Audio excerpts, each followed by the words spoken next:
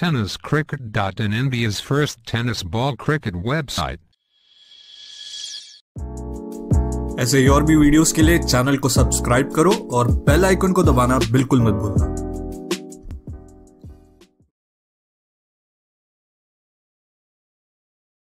एका मोठ्या संघातून नक्कीच याकडे खूप मोठी क्षमता आहे। साहिल ऑन स्ट्राइक,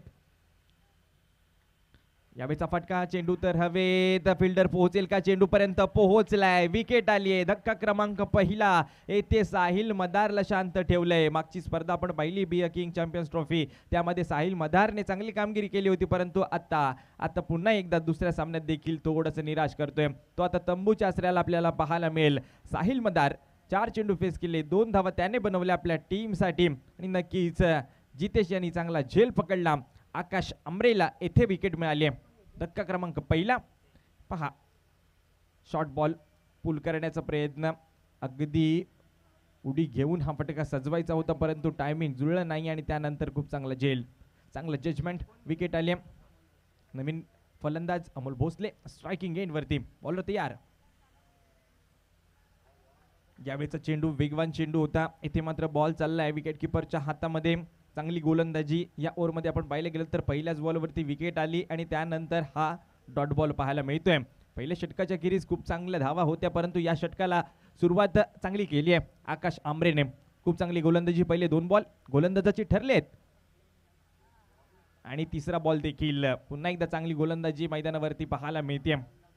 लेग बायच्या स्वरूपामध्ये ही 1 धाव आपल्याला पाहायला मिळेल, टीमच्या खात्यामध्ये नक्कीच जोडली जाईल, परंतु कौतुक करावं तितकं कमी आहे गोलंदाजाचं। आकाश पुन्हा एकदा गोलंदाजी मार्कवर तयार। आता मात्र नॅचरल स्विंग, टप्पा पडल्यानंतर हलकासा बाहेर आणि थोडीशी उसळी जास्त मिळाली, नक्कीच त्यावरती दत्त प्रसाद येथे बीट झाला। निर्धाव चेंडू येतोय जरूर, मी सुरुवातीलाच म्हणालो होतो की दोन्ही संघ तगडे आहेत। पहा ते चित्र मैदानावरती, कधी गोलंदाज तर कधी फलंदाज, आणि यावेळेला मात्र हे काय घडलंय, बॅटची कडा आणि विकेट किपर पडे चेंडू गेला आणि आता मात्र दत्त प्रसाद सारखा मोठा मासा गळाला लागलाय।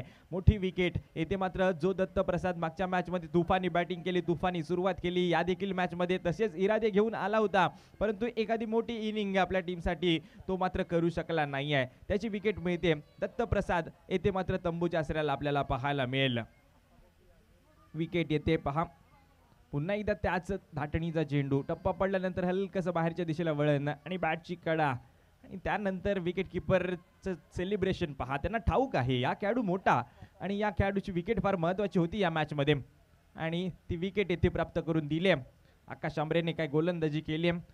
या ओव्हरमध्ये आपण पाहिलं गेलं तर लेगबाच्या स्वरूपामध्ये 1 रन आला आणि 2 विकेट मिळवल्यात, म्हणजे अजूनही या षटकामध्ये कोणतीही धाव खर्च केली नाहीये आकाशने। खूप चांगली गोलंदाजी, 5 बॉल फेकलेत, एकही रन अजूनही खर्च झालेली नाहीये। 1 रन आली, ती लेगबाच्या स्वरूपामध्ये आली। मिडन ओव्हर होईल का या स्पर्धेतली पहिली मिडन ओव्हर आपल्याला पाहायला मिळेल का? यावेळेला मात्र फटका तर चांगला आहे आणि हो, येथे निर्धाव षटक फेकलंय। अप्रतिम गोलंदाजी येथे पहा, आकाश आमरेची काय गोलंदाजी केली आणि आपल्या या संघाला नक्कीच मजबूत स्थितीमध्ये आणून ठेवलंय। अप्रतिम गोलंदाजी, पहिलं निर्धाव षटक येथे आकाश आमरेच्या नावाखाली पाहायला मिळते। 1 रन जरूर आला तो फक्त आणि लेग बायच्या स्वरूपामध्ये पाहायला मिळाला, तो येथे बॉलरच्या खात्यामध्ये गणला जाणार नाही, म्हणजेच येथे 2 विकेट मिळवल्या आणि कोणतीही धाव दिली नाही। हा आहे आकाश आमरे, याच्या गोलंदाजीचा बोलबाला संपूर्ण या सामन्यामध्ये आपल्याला पाहायला मिळाला, फटकार पाहायला मिळाला। पुन्हा एकदा मोठा फटका सजवण्याच्या प्रयत्नामध्ये आता विकेट गमावून बसलेत सूरज वागदरे। बॅटची कडा आणि त्यानंतर विकेट किपरकडे हा बॉल पोहोचलाय। अजून एक wicket Suraj Wagdare, back to the pavilion. खूप साऱ्या विकेट गमावल्यात, त्याचमुळे थोडीशी कमी धावसंख्या येथे पाहायला मिळते। 28 धावा धावफलकावरती पाहायला मिळतात, 37 धावांवरती नक्कीच थोडीशी चांगली धावसंख्या आले जरूर, परंतु रिजवान पुन्हा एकदा मोठा फटका सजवण्याचा प्रयत्न, याच फटक्यांची आवश्यकता आहे। रनआउटचा चान्स, डायरेक्ट हिट, येथे पंच डिसिजन पेंडिंग आहे।